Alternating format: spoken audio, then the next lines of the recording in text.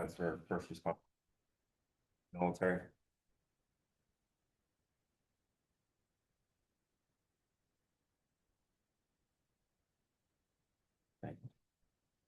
We're gonna wait a kind 60 seconds for Ann to be here. We have our friend supervisor, Leonard and Sarah, tonight via Zoom, and then Barbara had something come up as well, so she will not be able to attend. But we will wait for Ann to appear. But with that, I'm going ahead and just say that this meeting is being recorded via Zoom, and it will be uploaded later to the Township's YouTube channel for viewing. Good evening, Ann. Did you hear me out there saying we're just going to wait for it? Okay, good. I didn't want you to think I was starting without you. I knew you wouldn't. Thanks, Cody. Sure. Tonight's meeting, we will start with comments in the room before we go to comments on the Zoom room. We're going to go ahead and move forward with the chairman's report. The Joint America 250 event with West Goshen, as we've been advertising, will start Saturday, May 30th. It will go from 3 to 9 p.m. We're going to have a Colonial Town Square, Revolutionary War cannon, live music, plenty of moon bounces for children, and a drone fireworks show to wrap it up. Derek, do you have anything you want to comment on that? I do not, Mr. Chairman, except that I will be making a rare appearance at an East Goshen event, so it's another incentive to go. That's why we chose that date, because we want to make sure you could be there. For public comment, I'm going to open it up for anyone who has any public comment that's not related to the agenda. Starting the room, I don't see any public comment in the room. On the Zoom room, it's only Larry, so we're going to go ahead and move forward with emergency services reports with our friend Lieutenant Rennie.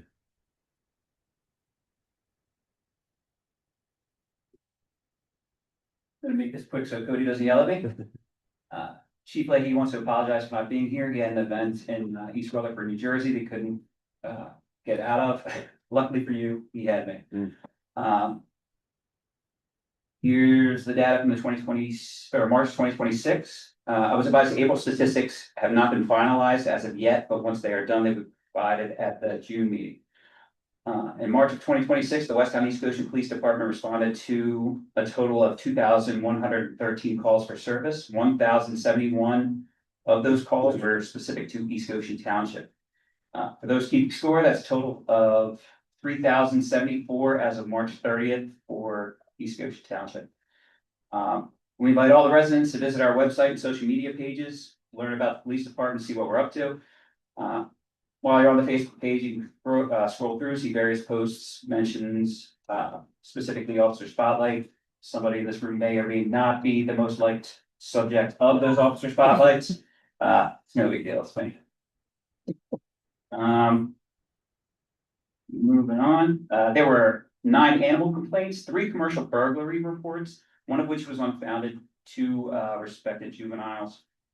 2 residential burglaries, which were both unfounded, 3 domestic incidents, 1 DUI arrest, 1 drug offense, 9 harassment incidents, 24 police alarms, 5 frauds, 19 motor vehicle crashes, 3 motor vehicle thefts, 3 domestic disturbances, 5 disturbances, 2 simple assaults, 1 suicide, 10 suspicious conditions, 7 mental health issue or incidents, 2 warrant services, 14 well-being checks, 4 theft reports, 10 traffic-related or report problems, 529 proactive incidents, 138 of which were traffic stops and traffic enforcement. The breakdown of all these incidents can be found in the Police Commission's agenda packet for April on our Crime Watch webpage. Trends for March. Regarding 3 stolen vehicle reports, each of the vehicles were taken from apartment complex parking lots. In the overnight hours, our criminal investigation division is currently working with law enforcement from Delaware to identify the individuals suspected of those thefts. Just to touch on, the chief said last month vacation notifications, with vacation season quickly approaching, I want to remind our residents that they can go to our Crime Watch website and register their residents for vacation house checks while they are away. While you're on vacation, officers will check your residence, take a walk around the outside, look for anything suspicious or out of the ordinary. You will have left your information on the contact page, so they'll contact you directly if they see something out of the ordinary. Touching on earlier discussion, coffee with a cop was this past Friday. Last Friday. There you go. I'd like to thank everyone for coming out. It was at the Giant Food Store in East Goshen. It was a pleasure interacting with our residents and answering some of their questions and just chatting. America 250.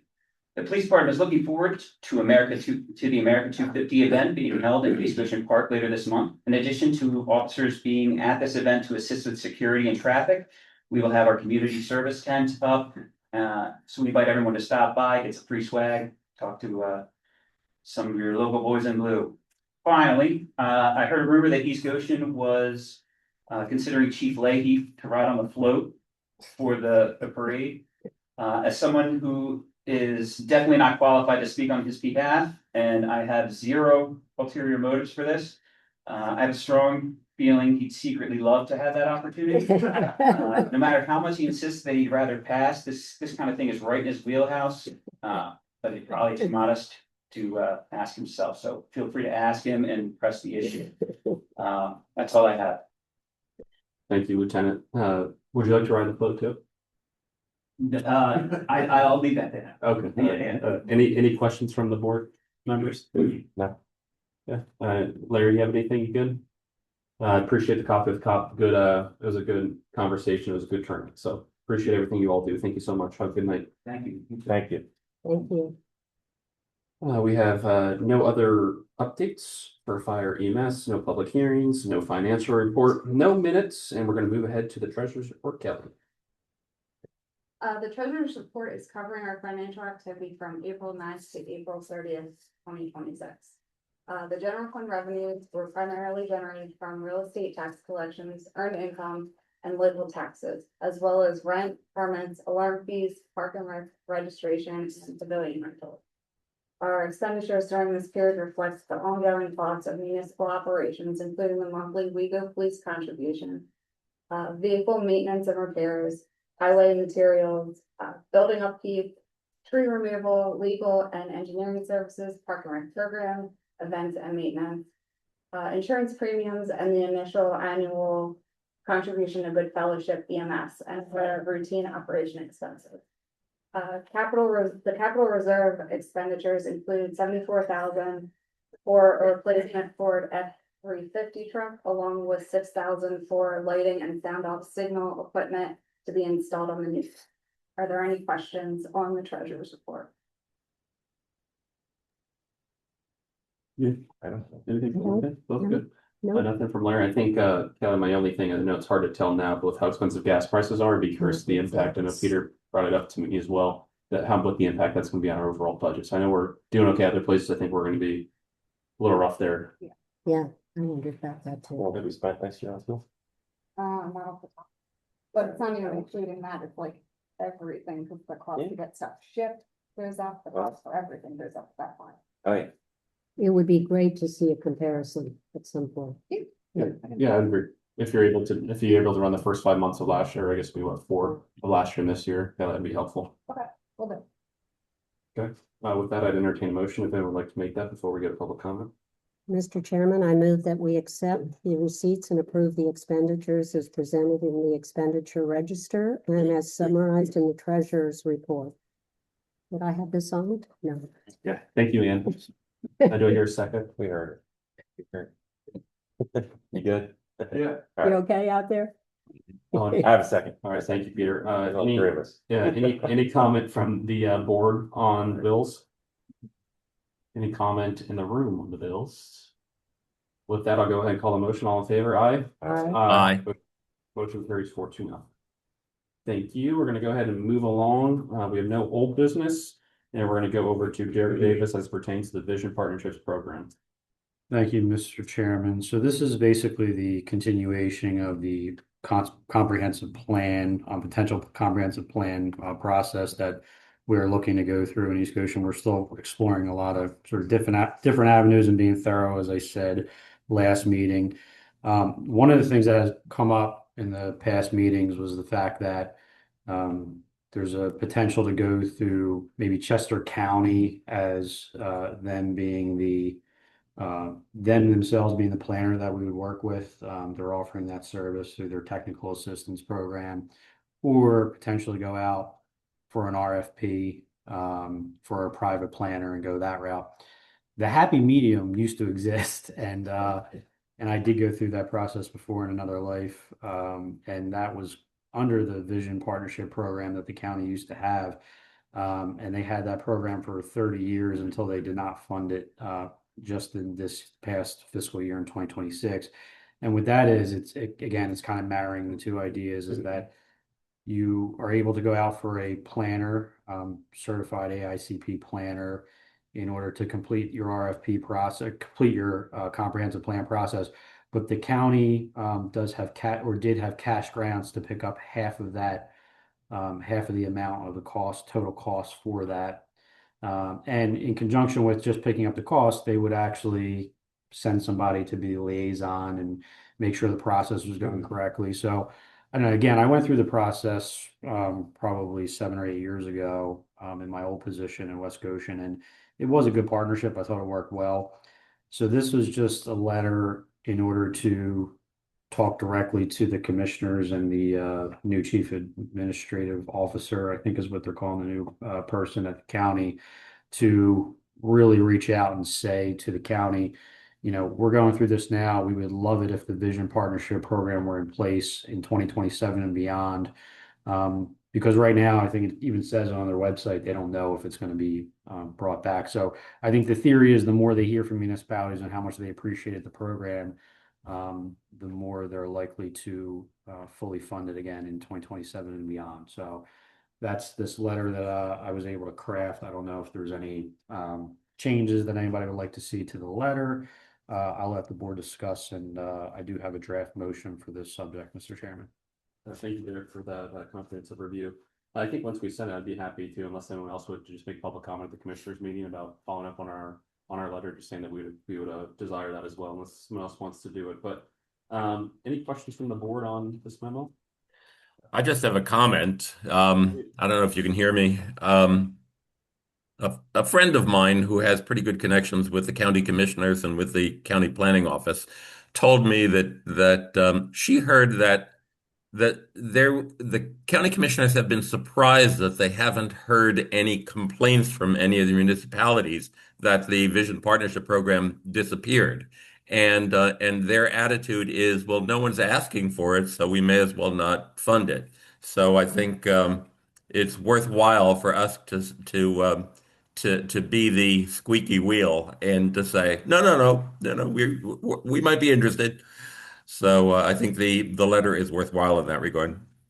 So I can actually, Larry just gave me an idea. I can also forward it to the municipal managers group that I'm a part of after we send it, and just say, hey, we've started this, we started this campaign, so to speak, to try to, get this back in place. So I don't know if any of you other municipalities want to join us in that effort.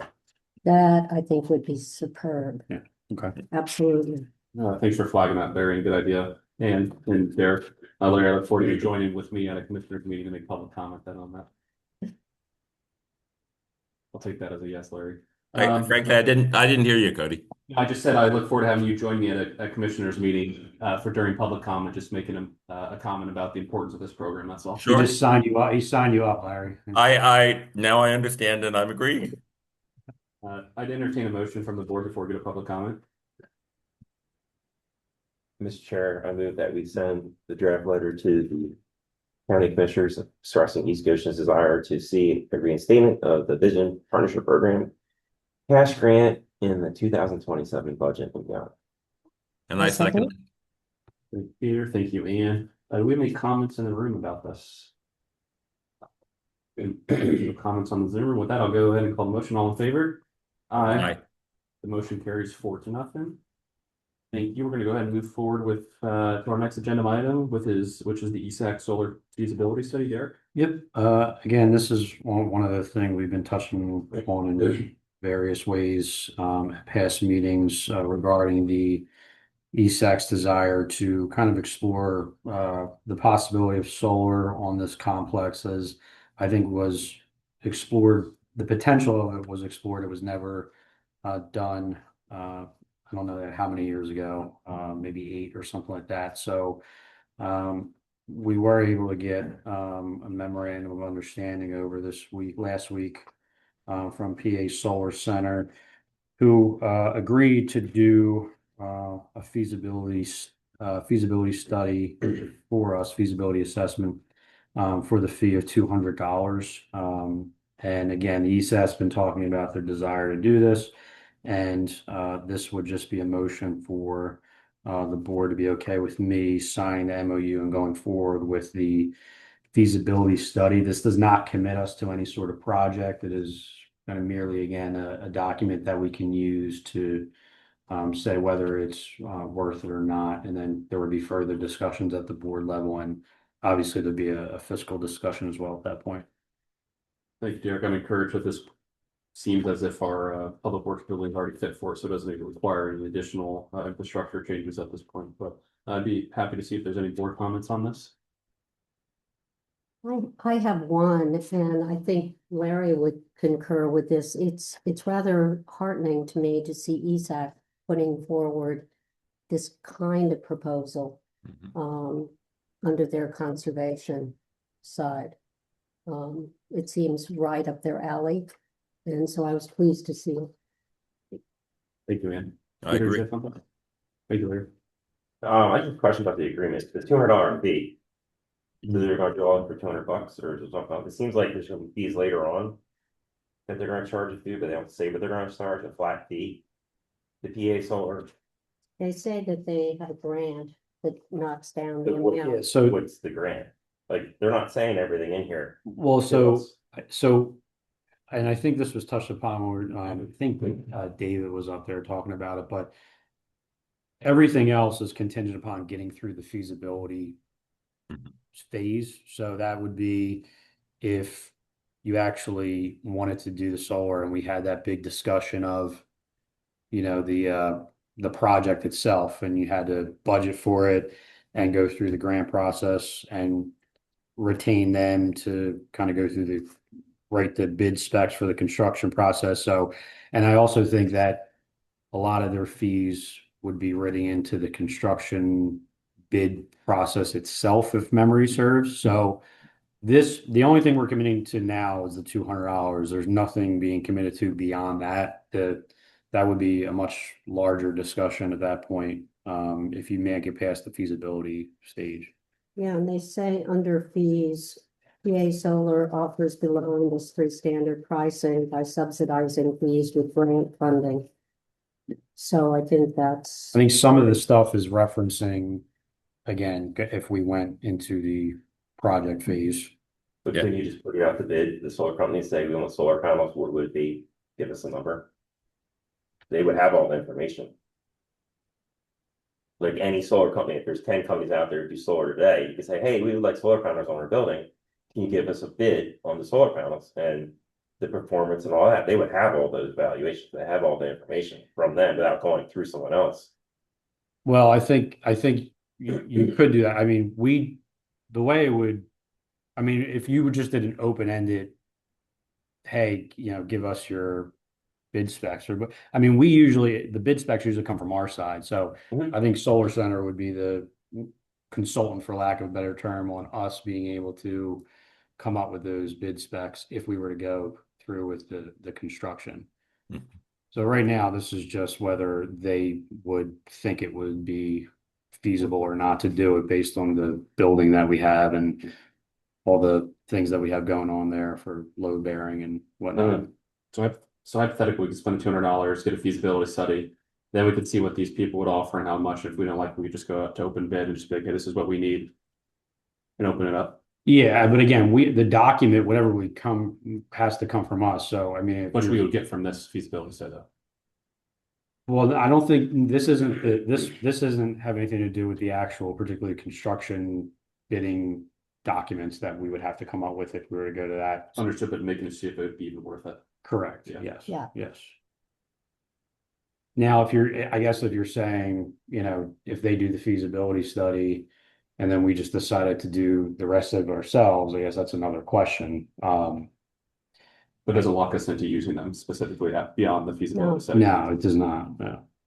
Good question, Peter. Any other questions from the board? Well, the other question would be subsidized fees with grant funding. PA Solar may consider further subsidy based on tax exempt status, low income under resource for draft Jeffries. Community benefit and other factors, so they're gonna go out and get grant money to give us. It sounds like if we sign this and do this and pay the $200, they can then go out and get grant money from the state to do the study for us. They're gonna get paid elsewhere to do this, not by us. We're allowing them to go after government. Does that make, I don't, it's not clear. I don't, it seems like to me that's what they can go out and do then.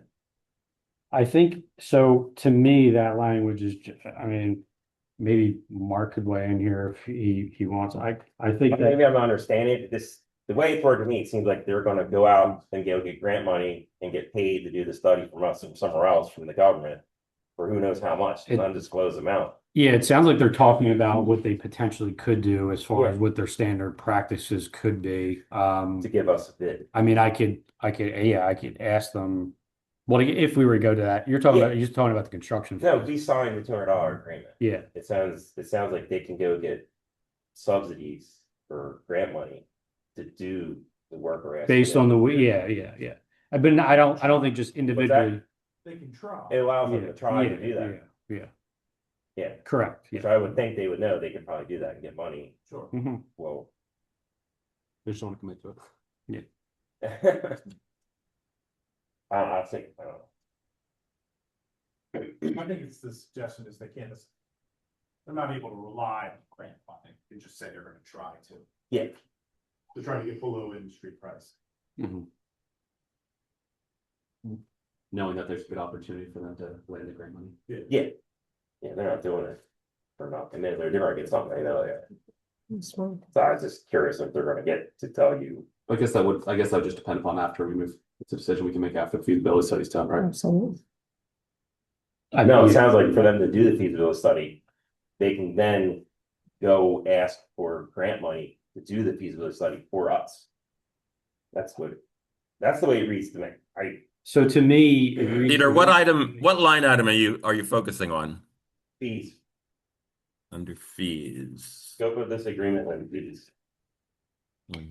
I think he's referring to the actual project itself, the substance. This fee here is really just like the feasibility fee, try to come up with the plan, right, to do the analysis. Yes. Yeah, I will say, I kind of agree that the way this language reads to me, again, it's just me, is that this is their company practice of being able to go out for grants. But I don't know, I think the grant phase would be more useful in the next phase if they were to do, like, I don't know how much grant money would be worth it to go out for this They will protect tiny them. feasibility analysis. But that's just, again, I'm just talking about how I read it. I agree. That's the way I read it as well. I think the feasibility is really just a high level determination of whether or not, the engineering seems appropriate and whether or not there seems to be, looking at our energy expenditures, what the likely return will be on our investment. If after that feasibility is over, then a more intensive phase begins with drafting RFP requirements, etc. And that's when the possibility of grant funding comes in. Also, PA Solar ends up being paid, I think, by whatever solar installation engineering firm we end up actually using. Thank you. Any other questions from the board on this? No, I just read it as PO Solar offers below industry standard pricing by subsidizing fees with grant funding. Pricing for the actual solars though. PA Solar will invoice the entity $200 for feasibility analysis and cash flow. Estimate services payment is due 30 days after receiving the invoice. However, feasibility analysis cannot begin until the fee is paid. Right?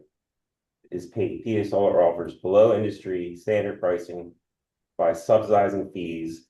Subsidizing, so it reads to me, they're subsidizing the $200 fee by going out for grant funding. That's fine. Yeah. I'm just reading it. I mean, it's worthwhile. It's Quickly. definitely worthwhile going back and getting them to clarify that line. Well, regardless, we're just passing a motion to spend $200 tonight, so if it's more than $200, we'd have to come back to us anyway, correct? Correct. No, what I'm saying is that it okays them to go get grant funding to do Yeah, the study I for think- us. That's what it reads to me. So we're okaying them to go do the study for us, and then they can go, we're doing a study on the township building. We want grant money to do the township study. That's what I'm saying. Yeah. That's what it reads to And me. that's PA Solar, that's their whole business model is to Yeah. try to get subsidized grant money. So, Mhm. yeah, I mean, you could say it generally or specifically to us, but yeah, Yeah. that's what they do. Whatever that grant, 100 grant. Yeah. The fact is that $200 for a feasibility study isn't very much. No, but they're saying they're gonna go get tax money from someone else's pocket to do the study on our building, most likely. Grant.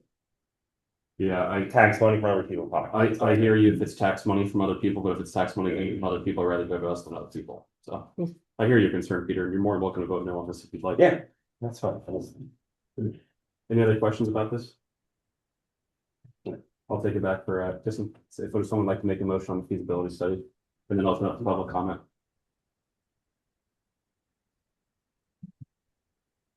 I mean, is the issue that we're going to go back to PA Solar and ask them to explain that fee language first? Agree. You have a public comment first before the motion? Yeah, if you want to. No, we'll go ahead and make the motion, we can make public comment afterwards. I won't forget about you, Kenneth. I was gonna say that, but I don't have the motion in front of me. Very good. Thank you. Mr. Chair, I move we authorize the township manager to sign the MOU with Pennsylvania Solar Center and to expend the $200 for their fee. I second it. Great, thank you for the motion, thank you for the second. Larry, I'll go ahead and open up the public comment. If you'd like to go into our new and improved.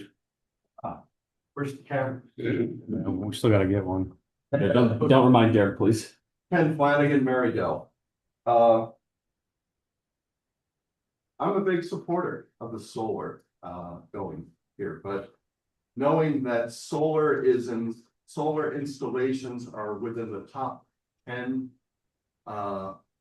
problems that have taken to the state attorney general for fraud and things, we need to be very cautious on this. Now, the first thing that struck me, I have not seen the documents first. I heard about the $200 was tonight. $200 buys you 20 minutes of consulting time. That's kind of in my mind a flag on this, that this isn't the real cost. This is to get you in the door, show that you're serious to it. Quite frankly, you couldn't even take the numbers if you gave them to a client who put them into a spreadsheet, pre-done, not customized for East Goshen, and get a good result out of that for $200. So there's a price in there somewhere. Now, Larry and others had mentioned that somewhere in the process, it may, the monies will be paid through the solar installer when it's done. That's kind of a bit of a problem because one way or the other, East Goshen is paying their fees, whether it's passed on or not. But, and my recollection on this is really more a question for Mark. Through the Uniform Commercial Code, if the contractor is if he's being paid by the supplier, isn't he an agent of the supplier and not an agent of East Goshen? Is that where the fees, does the supplier paying the fees make him the seller's agent? Well, I mean, that's a pretty esoteric question. I mean, this is really just the feasibility though. At some point, we would be contracting with whatever the entity is that would be placing these solar panels on So whatever building. what I'm alerting to is that there's no free lunch. And this $200 implies that there's a catch in there somewhere in the background. But the whole process really, and once again, I'm in favor of this. I got really excited when I'm hearing that the maintenance building could have solar on top of it. But these solar installations will weigh several tons on this, which is why the township engineer needs to weigh in and say that deck can support that weight with the other safety loads that go along with it. Now, once the engineer clears it, wonderful, great, we're open. And then we can really calculate with the weight load that's on that deck, how many panels can be put into it. I wouldn't touch it for $200. I mean, not. So that's kind of my caution on this, is that this deal has kind of a funny connotation to it. It's too cheap going in. It sounds like the air conditioning guy saying, I'll come do your home inspection for your air conditioner. $100. Right, sure. Right? There's a catch in there. So I'm kind of a caution on this. We got to make sure that the building really can, by an engineer, a professional engineer, the building can really support that load. Tell us what load it can support. That drives the calculation for how many panels, which drives the calculation for what the potential return would be. So I'm just kind of raising this as a caution. There's aspects to it that just don't feel right yet. That's it. Appreciate your comments. Thank you, Kevin. Andy, Jim, anything you want to? Yeah, I was gonna ask, how did we go to Pennsylvania Solar Center? They have approached, I believe they approached us, and you should keep in mind that they're a nonprofit, and they're a nonprofit that is their whole mission is to try to get solar installations in municipal buildings across Pennsylvania. So the $200, which would not be would definitely raise market alarms if they were a for-profit entity. For some reason, doesn't strike me as odd, given that they're a nonprofit.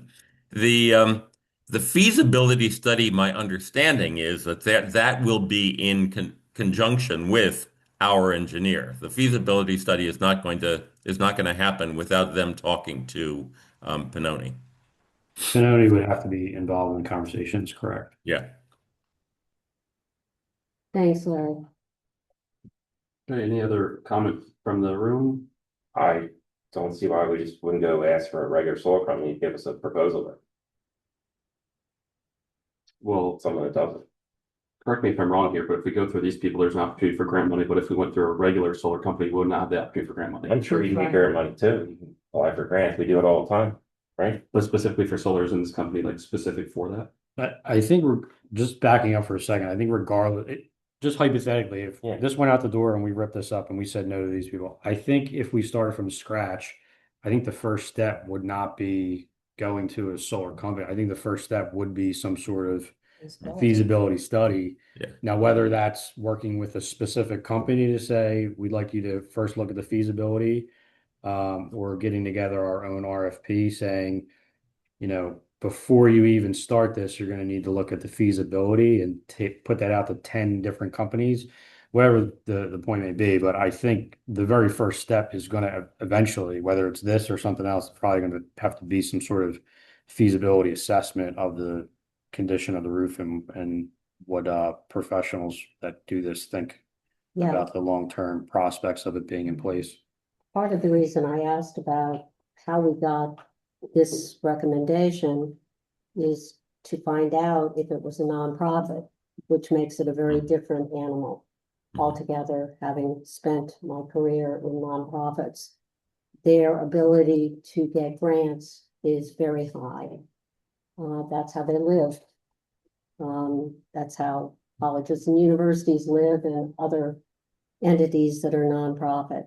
So I have less concern, and particularly since we're only really committing ourselves to $200 to get a feasibility. If we were to go to a company, I suspect it would cost a lot more. You're still gonna end up with a solar company putting it on the roof either way. They're not putting it on. The No. contractor's putting it on there. No, but they do the study That's fine. along with I know our it's fine. I engineers. just don't agree with it, so. it's Yeah. fine. Gotcha. Okay. Larry, do you have any other comments? No, I just say that for $200, we get to see what kind of analysis they provide us. If we don't like the analysis and we don't like the process that they're proposing, we haven't lost a whole lot. But my suspicion is, and I've attended one of their webinars, and they seem like a pretty professional group.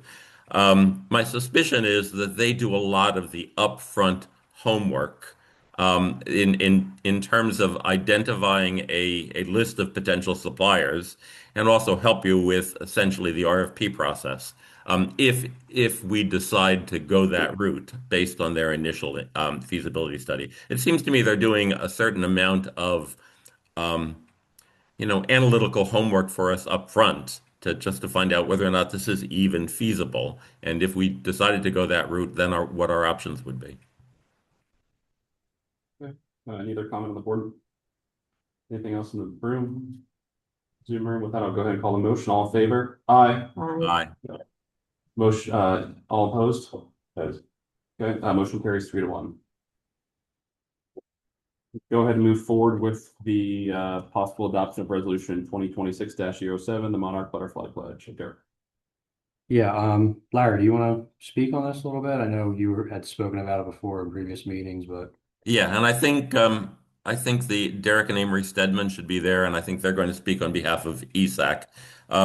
This is something that wasn't in our ESAC planning session just a couple of months ago because we didn't know about it. But all of a sudden, I think it was Mary Kruger discovered it that the National Wildlife Foundation or Federation has this program for municipalities to take a particular pledge to do a series of activities that help the habitat of the monarch butterfly, and they're pretty low cost and simple activities. So it's not, and it seems to me that kind of like Tree City, this is a, uh, a little bit of bragging rights that we might easily be able to add to our portfolio of distinguishing characteristics. So if Amory and Derek Stedman are there, I think they've prepared to make some comments on behalf of ESAC.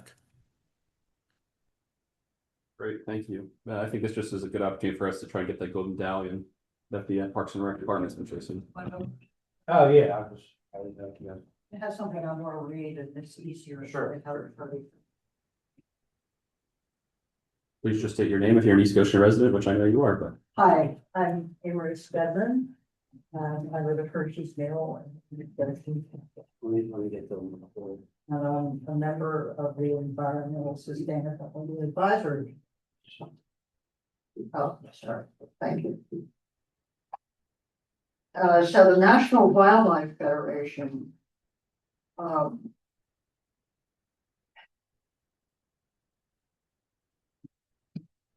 asks towns and municipalities to take the mayor's monarch pledge to protect and help save the monarch butterfly.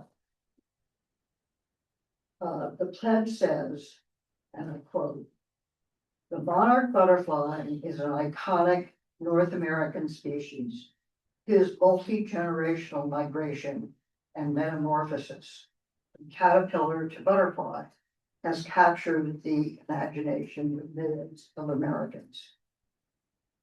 We, the mayors, in this case, it would be the Board of Supervisors, and heads of local or tribal government are deeply concerned about the decline of monarch butterfly population. Both the western and eastern monarch populations have experienced significant declines. Monarch scientists attribute population decline to degradation and loss of summer breeding habitat in the US and loss of winter habitat in south central Mexico and coastal California. Cities, towns, and counties have a critical role to play to help save the monarch butterfly. Municipalities can provide habitat at public parks, median strips, community gardens, and municipal buildings, like the recreation centers and libraries. Events such as community workshops, native plant giveaways, and monarch festivals can educate residents about the cultural significance of monarchs and how to create habitat. Simple changes in landscaping ordinances or other policies can make a big difference for the monarch too. We recognize the importance of creating monarch and pollinator habitat at parks, gardens, and other green spaces that every member of our community can equally enjoy. Our work to help save the monarch butterfly will intentionally engage all parts of that community, ensuring that historically marginalized communities are not left out of the work or the many benefits this work will create. When mayors, or in this case, the board of supervisors, speak up and take a stand, our communities notice.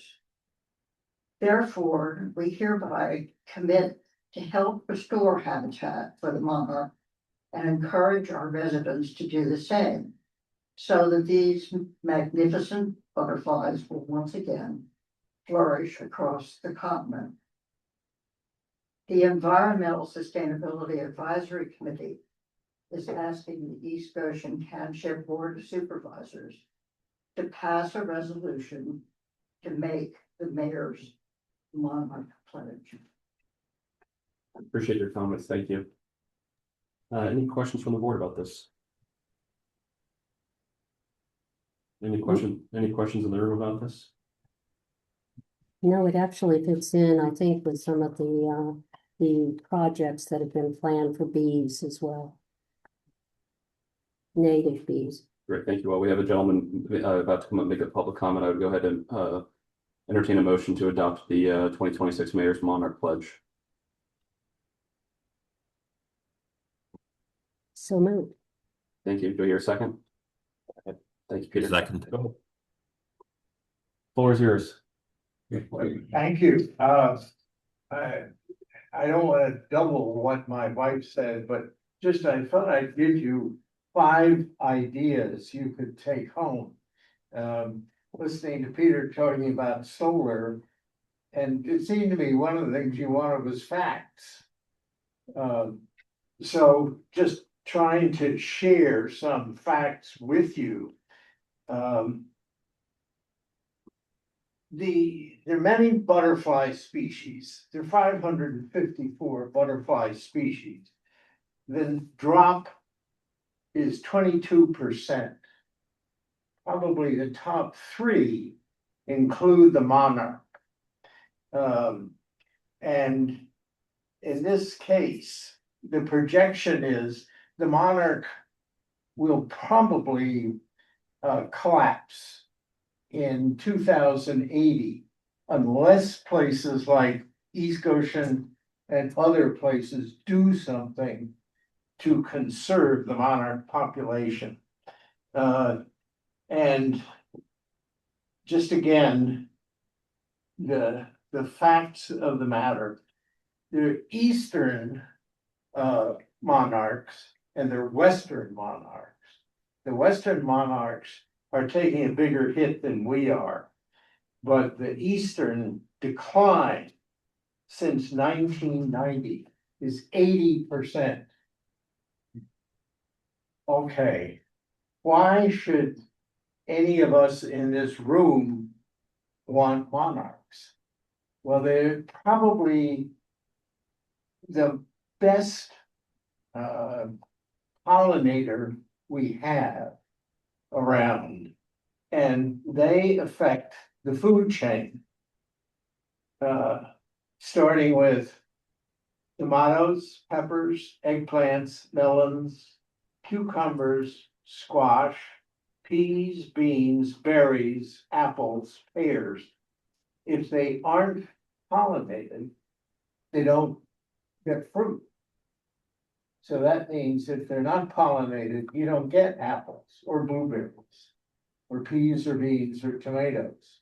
And one of the things that you all as a community can do is lead the way and say, okay, what do we need to do?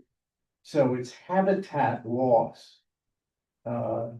It's just the areas where the milkweed comes in are being built over so that there isn't the monarch is a strange critter. You gotta think about that. They're 175 million years old. So they've been around here for a while. And what they need, the ones that we see occasionally live in Mexico.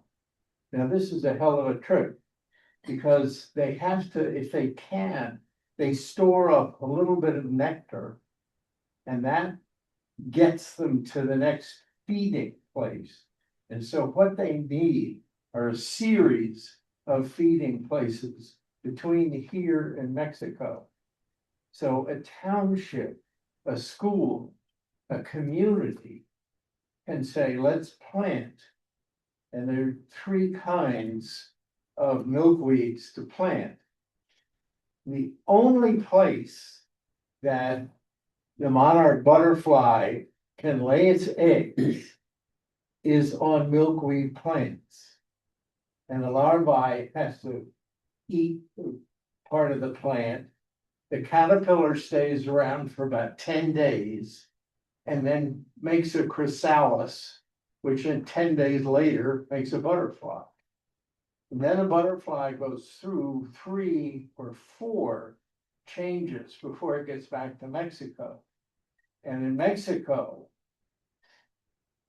in 2000, 44 acres were covered with these monarchs in the wintertime. And now it's 2.2 acres are covered with monarchs. So we can hear about the population decline, see the population decline. It is affected by climate change, by herbicides, and by loss of habitat. So if East Goshen would lead the way, it would be a wonderful thing. And the committee would love to have you adopt this at some point. Thank you all. Thank you very much for your time and your wife's time as well. Considering. Absolutely, thank you. Any other public comment in the room? I have a question. Sure. In East Goshen, have you identified any milkweed growing in East Goshen anywhere? Can you say that again? In East Goshen, have you identified where there's any milkweed growing? I haven't seen much of it. There is a native plant garden here. Yes. At the building. But I'd love to see it growing in East Goshen Park. Because then your residents would say, what's that? Why is that growing there? And it would attract them. And you've got 2 areas in East Goshen Park. One is sort of a wetter, swampy area. Gotta be dry granite. And that one of the kinds of milkweed could go there. And then the other one is sort of the common one with a big green seed pod. And then the other one is sort of the pretty one. That's the lower one. That's the yellow, orange, or red. But I don't know of any place that you can drive by and see fields. Paoli Pike, maybe? They're down in Meeting House. There's a farm where the one person owns the farm left some patches of milkweed out to grow. Yeah. And I know she did that. Forge, I used to, just to the west side of the visitor center, had a huge field that was intentionally planted with the Asclepias syriaca, which is the wild thing you see growing in field. So let's see what we can do. Good, thank you. Sure. One of the things that can be done is not just planted upon roadsides or in the parks. You can have a pot on your patio that has a milkweed plant in it. So it doesn't have to be a big undertaking. Additionally, this is not an expensive undertaking because seeds can be bought instead of plants, or you can buy small plants, not great big plants that need to be planted. So it is project that could be done in bits and pieces and then renewed every year, so that we have different places in the township that would be butterfly habitats. Appreciate that. Thank you. Additionally, on your patio. We want to mention that Slaughter will give us a 15% discount. Sauter's Nursery will give us a 15% discount. Look at that. Perfect. Thank you. Okay, we have a first and a second. I'm going to call the motion. All in favor? Aye. Aye. Motion carries 4-0. Thank you, ESAC. ESAC have the agenda. Derek, we're going to go ahead and move forward. I guess we're just acknowledging West Whiteland's comprehensive plan. We have we have the You're right, I missed that. We're not much action on this. I just kind of wanted to prep the board, particularly the new members for this, Mr. Chairman, because so we went through this process about 3 years ago with Comcast, and like I say in the memo, these cable franchise agreements are in place so we can capture a little bit of revenue. I emphasize a little bit of revenue from the cable providers and the infrastructure that they have here in the township. This stems from a law that passed, I think, in the mid-90s at the federal level to allow municipalities to capture this revenue, but it hasn't kept up with the technology. So in other words, we're losing it and we're getting less and less of it every year because everybody's going to streaming and not having cable anymore. But as I say, that shouldn't matter. It's just a different medium. I think that the federal law needs to be updated in order for us to capture the streaming as well. But that's something for another day. So anyway, again, went through this process, updating an agreement with Comcast 3 years ago. And now we're doing that with Verizon as well. These are pretty, I mean, I'll let Mark comment on it too, but these are pretty boilerplate. There's not a lot of room for negotiation. It's pretty standard on what they have to provide and don't have to provide per federal law. So this and coupled with the trash bids are the two big sort of legal things we need to tackle prior to the budget season taking place. So I just wanted to put this on the agenda, start letting the board get familiar with it because we're going to have to pass it sometime in the summer. And with that, I will let Mark add anything that I forgot. Yeah, just to echo what Derek was saying, I mean, the number is 5% of gross revenue related to cable service, and I think municipalities have been seeing these numbers go down because cable has become less prevalent compared to streaming services. I would probably say I agree that the law should be changed in order to allow municipalities to capture some of that additional revenue. It was more and it's been going down. So it's a pretty standard agreement. Most municipalities here in Chester County have done this negotiation over the last year. We've been able to compare those agreements and have been interfacing with Verizon. And as you see, the changes that I had recommended, the process, once we agree on these changes, is to advertise an ordinance, which we would then enact, approving the cable franchise agreement, which would last the next 5 years. So there's not a lot of negotiation to do, and Verizon has accepted all the changes that I have proposed. Great, thank you, Mark. Yeah, I also did see, I think, as it pertains to just updating this, I think I saw recently seen an article that the governor of Virginia is actually interested in taxing streaming now because of this lack of revenue streams for municipalities and townships. But I'll go ahead and see if any of the board members have any questions as pertains to this. No questions? Yep, no questions. No questions from Larry. Okay. I was too antsy to get to it, but thank you both for figuring that out. Move forward with West Whiteland comprehensive plan. I think a couple weeks ago we did West Town's comprehensive plan, but I think we're just now reviewing West Whiteland, so acknowledging it. Yeah, we did. We are acknowledging it, Mr. Chairman. Just like you said, we did West Town's last month, and similarly with West Whiteland, we didn't internally have too many comments because, as we laid out here, the existing uses, zoning and future land use of municipal boundaries with East Goshen are consistent with each other at the municipal boundary. So for our purposes, not really anything is changing with relation to West Whiteland and the land uses pertaining to their comprehensive plan amendment. So we would recommend that we support the proposed draft of West Whiteland Township comprehensive plan as we did with West Town. Thanks, sir. I entertain a motion from the board. I move that we Go ahead. All right, Mr. Chair, I move that we support the proposed draft of the West Township concert. Thank you, Peter. Second. I Any seconds? second. Sorry, Larry, you're just a second behind. Okay. Any questions from the room here? Zoom room none. That'll go ahead for the motion. All in favor? Aye. Thank you, thank you. Motion carries 4-0. We have any other matter. I will open up. I do have two quick things for any other matter. I know, We sorry. gotta start listening if we have any other matter, right? Sorry. So just to go over what I'm proposing for the next 3 months for meeting dates, just kind of working around 4th of July holiday. I was looking at June 2nd, July 21st, and August 18th. So we can kind of get back on the third Tuesday train before the fall. And then the fall, particularly because of the budget, we'll have to meet a little bit more. But those are the dates I was looking at for the next 3 months, was June 2nd, July 21st, and August 18th.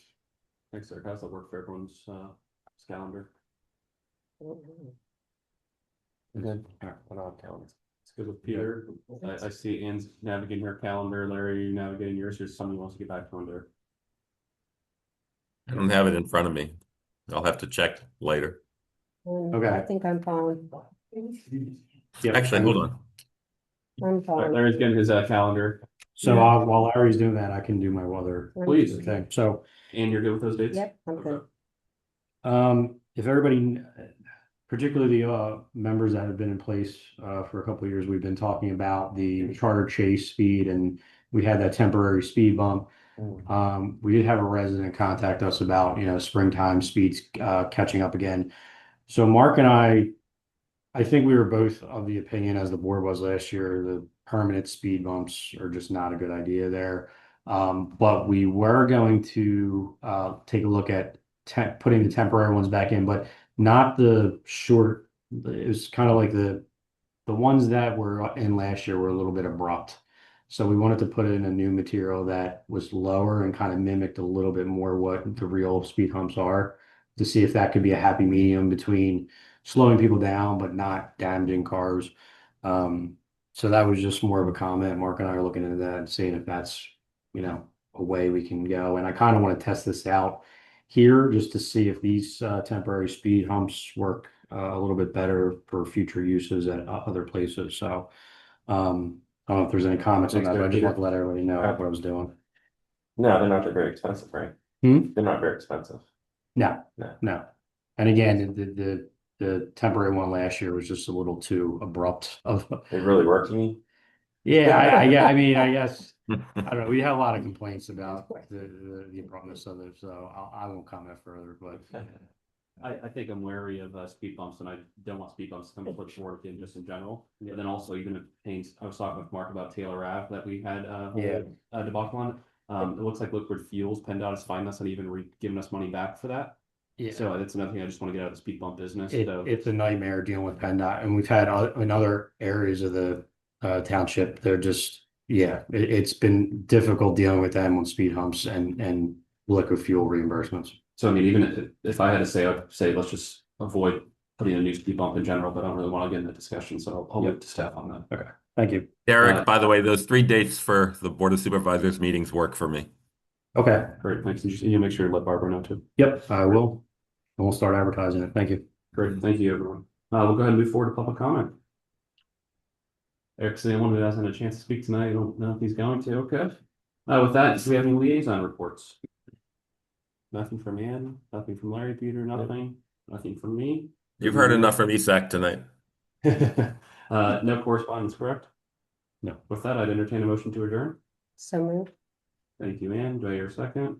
Second. Thank you, Second. Peter. All in favor? Aye. Motion Aye. carries 4-0. Thank you, everyone, for being here. Enjoy your beautiful weather outside. Thanks. We have stuff to